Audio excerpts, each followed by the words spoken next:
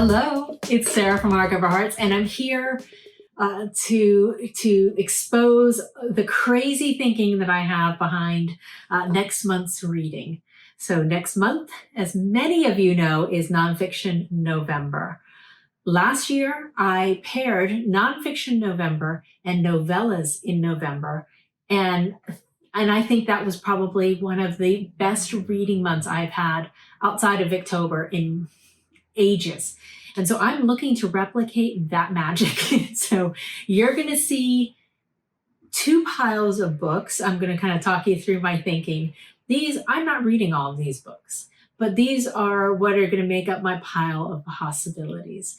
If you have been following my channel during COVID, you'll know that I have been buying some books from the UK because I can't go out.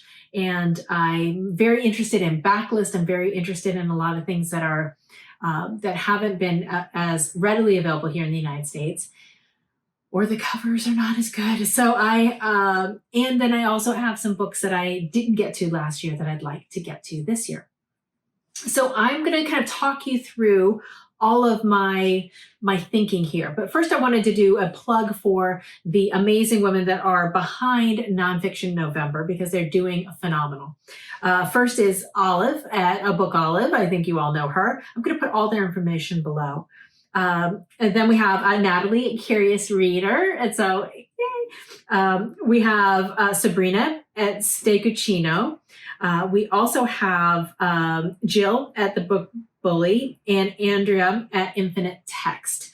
So all of those women are kind of doing different things on different aspects of social media, including TikTok this year, kids. You know, if you're down for the TikTok. So there'll be NonFiction November stuff happening all over social media, and you know, like when I watched Natalie's video, she said, you know, look, just try to read one. And then they have some prompts. The 4 prompts are time, movement, buzz, and discovery. So I think I'm going to worry about how to fit what I do into those categories a little later. Maybe as I talk through, I'll be able to come up with them.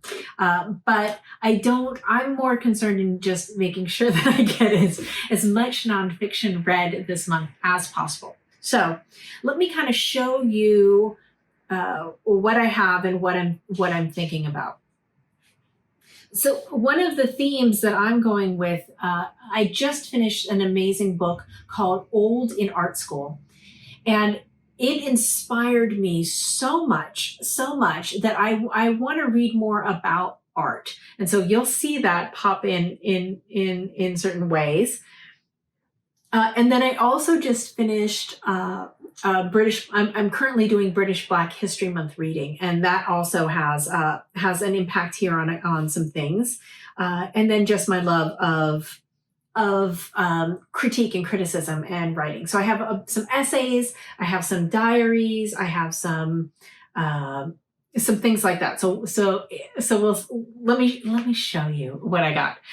The first one that I want to read is Johnny Pitt's Afropean. And this continues from British Black History Month. This is Notes from Black Europe. So I'm really excited by this because I think it's a really interesting, a really great look at the differences, you know, between what we experience here in the United States with our history of subjugation of Black people and Black culture through slavery and then Jim Crow, and now we're in the era of police murders and as well as voting restrictions and all of that.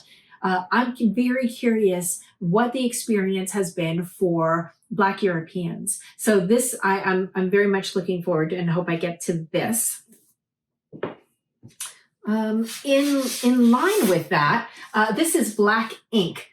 This was part of my probably the best thing that I did when I first got on BookTube. Bert from Past Story Time did a charity event, participated in that, and if you had signed up for a certain slot, he would do a special book list for you. And I'm here to tell you that book list has delivered like tenfold.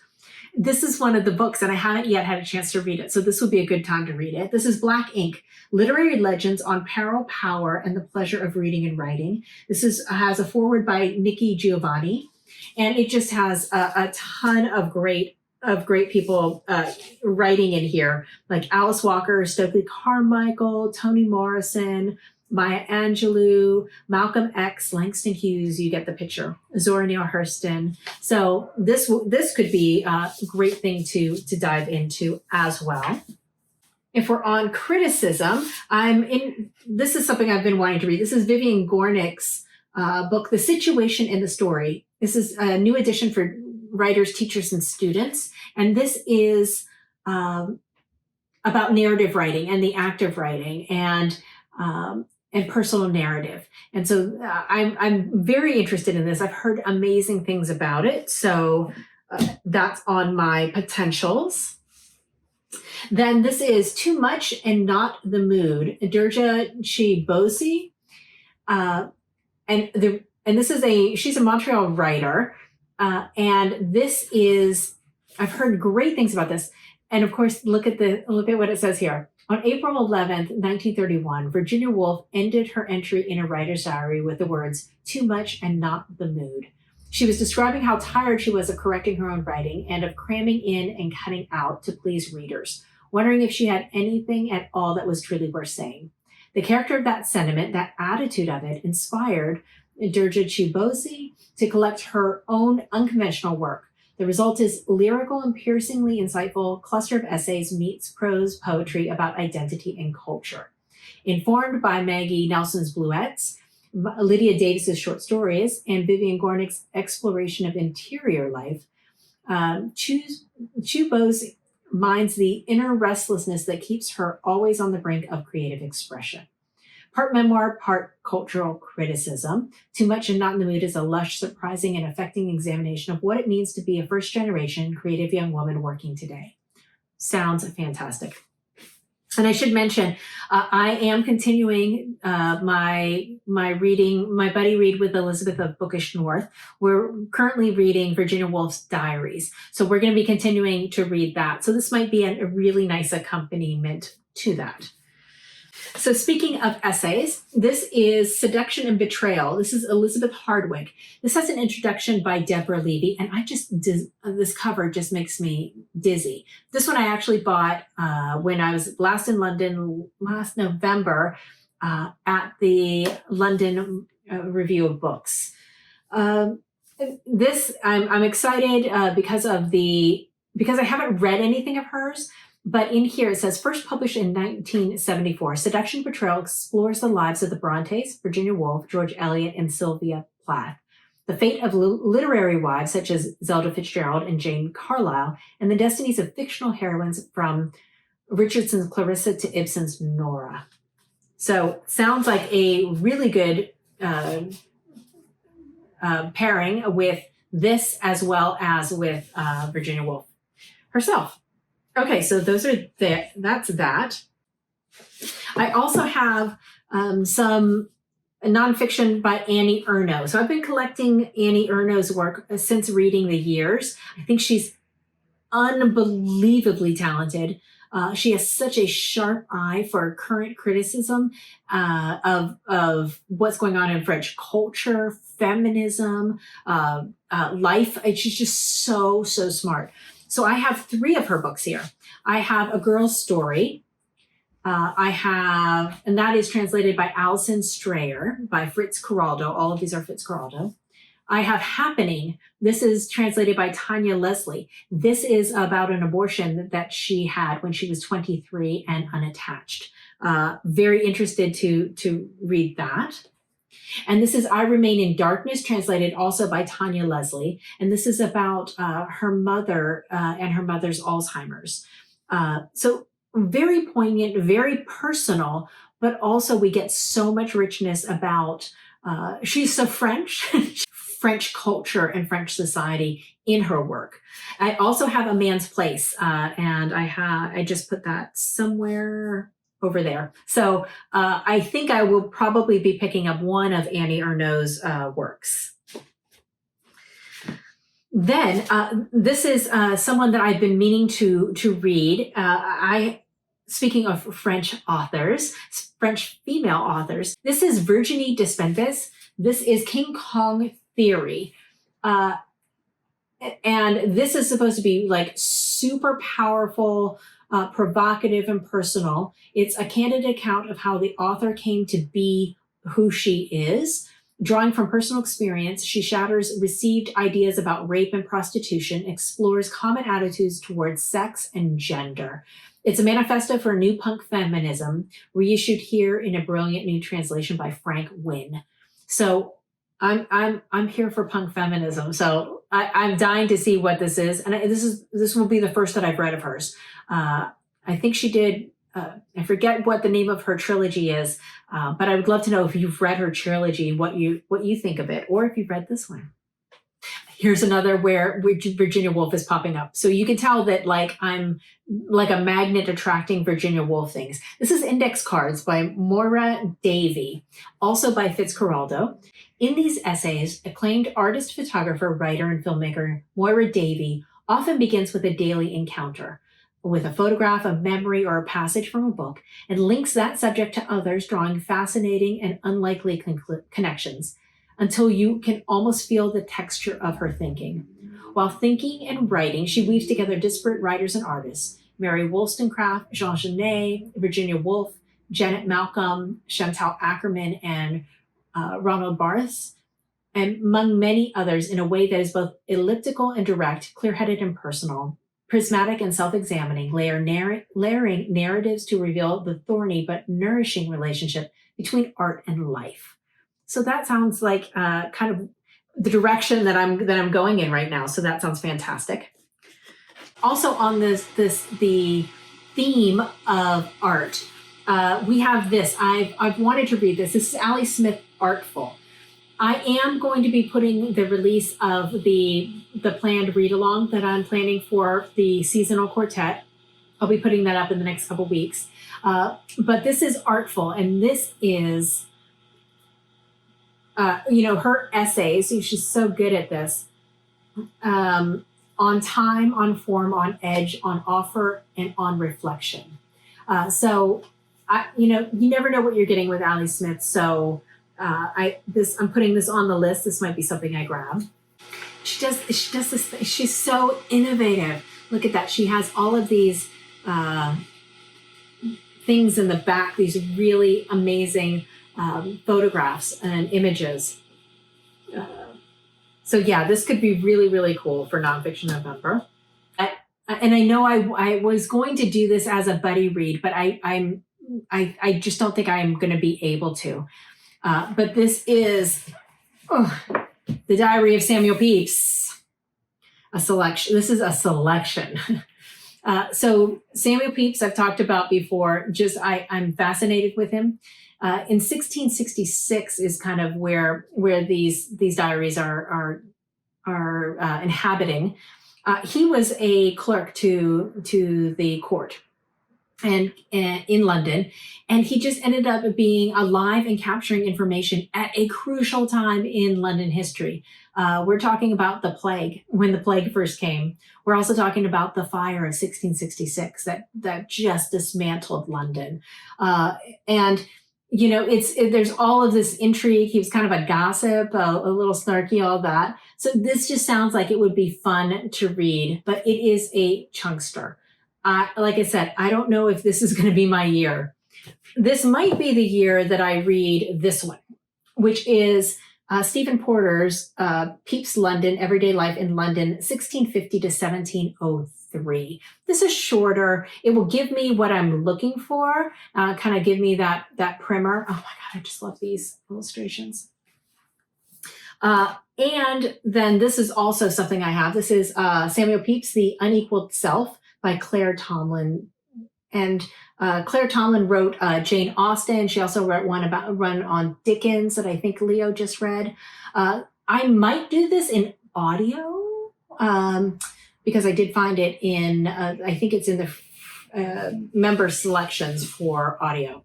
So we'll see. I would love to at least try one of these. but I make no promises that I can't keep. So that's why these are all piles of possibilities. Okay, so that's a lot of for my nonfiction. Let's go into novellas. So I also have kind of grouped novellas together. And my definition of a novella is anything under 200 pages. So let's start first with here's my A Man's Place by Annie Ernaux. I put it with the novellas, but it should be with the nonfiction. Okay, so let's look at, because I've been interested in French literature, because of reading Proust, I have a bunch of French novellas that I would like to get to. So this is They Say Sarah by Pauline Delabroy-Allard. You can see that really interesting cover right there. Kind of sexy. This is about, this is a literary sensation in France. This poetic, thrilling debut charts the all-consuming passion between two women and the ruin that it leaves in its wake. This is translated by Adriana Hunter. So it's that one. I've never read any Colette that I remember. This is Gigi and the Cat. Looks so sweet and cute. You should probably... The thing about novellas is you can just knock them out. So you just feel so good. You just make such great progress as opposed to things like, like Peeps and Bleak House and the types of things that I've been reading lately. This is George Simenon's The Train, translated by Robert Baldick. So this is not one of his series. He did a series, police procedural theory series. This is not part of that. This one says that it's a masterpiece of psychological suspense. It tells the tale of Marcel Ferrand, a poor man who, against all odds, has made a normal life in a bucolic French village in the Ardennes. But one spring day in 1940, the German army invades France, and he must abandon his home and confront the fate that he has secretly awaited. Okay, that sounds really good. I have another one of his. This is Red Lights. And this has an introduction by Anita Bruckner. What? See how my loves are all intertwining? I'm currently doing a project where I'm reading Anita Bruckner's oeuvre with my dear friend Leo of A Little Book Life. So I think I kind of have to do this. I think this is one of... This is an American, he set this in America, and I think this is more of a mystery thriller type here. But, Anita Bruckner, Simenon, who knew? And this is something that I've had on my shelves for a long time and I've been meaning to read. This is Sphinx. Now this is, it says, a groundbreaking narrative accomplishment. Sphinx is an erotic, genderless love story that delves into the nightclubs and cabarets of after-hours Paris, exploring the relationship between a nameless narrator and a dancer from America. A modern classic of experimental feminist and LGBT queer literature. Sphinx is a powerful and heartfelt meditation on love, loss, and identity from one of France's most innovative and lauded authors. And this is by Anne Garretza and translated by Emma Ramadan. And then this is a new release that I bought. This is The Factory by Hiroku Oyamada. And it says the English language debut of one of Japan's most exciting new writers. The Factory follows 3 workers at a sprawling industrial factory. Each worker focuses intently on a specific task they've been assigned. One shreds paper, one proofreads documents, and another studies the moss growing all over the expansive grounds. But their lives are slowly becoming governed by their work. Days take on strange logic and momentum, and little by little, the margins of reality seem to be dissolving. Where does the factory end and the rest of the world begin? Oh, I'm here to tell you, because of COVID and working from home, I'm feeling this. This might actually be something I have that I end up prioritizing. And then I mentioned Allie Smith in NonFiction November. Here's a foreword. This is a New York Review of Books. This is The True Deceiver by Toby Jansen. I've never read any Toby Jansen, and I know I need to. This one is actually, the foreword and introduction is done by Allie Smith. So nice parallel there as well. So this one I might try to get to. I don't know very much about this either. Deception The lies we tell ourselves and the lies we tell others is the subject of this, Toby Janssen's most unnerving and unpredictable novel.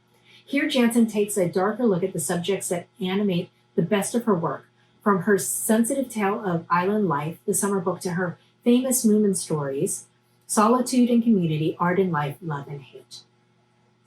Sounds fantastic. Then I have, because that's not enough, I have a set of other foreign, some other foreign ones that I wanted to read. It's been a while since I've read any German for the Read German Books 2020. So this is Irmgard Coins, After Midnight. That cover's so good. So I would like to try this. This is translated by, let's see what it says, Anthea Bell. And it says, 19-year-old Sanya just wants to drink her beer in peace, but that's difficult when Hitler comes to town and his motorcade is blocking the streets of Frankfurt.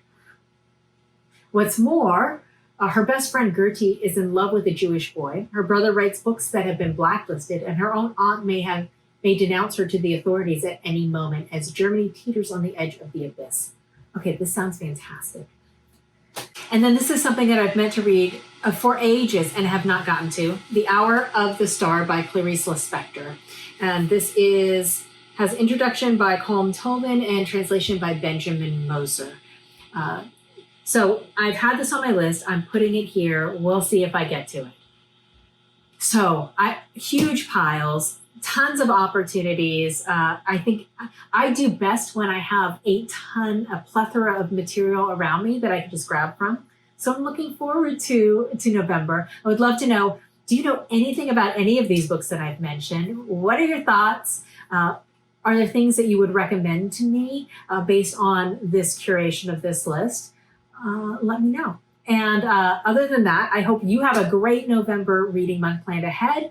Thank you so much for watching. I'll look forward to talking to you in the next video. In the meantime, maintain safe social distance, wear your mask, wash your hands, and don't touch your face. And I'll talk to you later. Bye.